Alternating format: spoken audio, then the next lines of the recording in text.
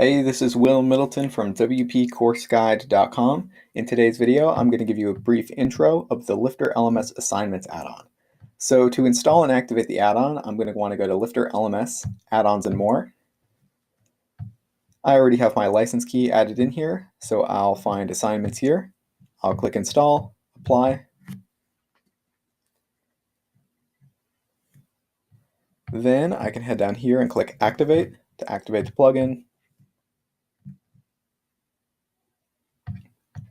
All right, now I can head to a course.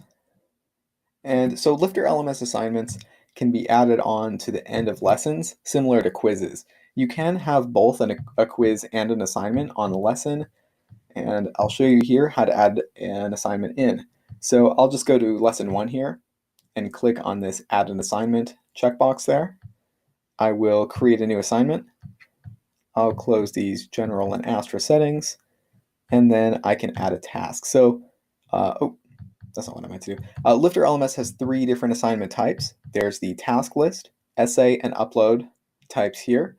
The task list, as you saw there, allows you to add specific tasks, and students check off the boxes here. The essay type allows you to have the student type in just a large essay box, and what's really great about this type versus the advanced quizzes long answer question type is that it allows students to save their progress and leave the site and come back and pick up where they left off. And so we can change things like the assignment weight here, but we have the essay type going there. And then there's also the upload question type, or the assignment type. The upload allows students to upload something. Maybe if you're doing like a language course, they can upload an MP3 or MP4 file, or an art course, they could upload maybe JPEGs or PNGs of their work there. So yeah, that is the LifterLMS Assignments add-on. This is one of the LifterLMS Advanced add-ons.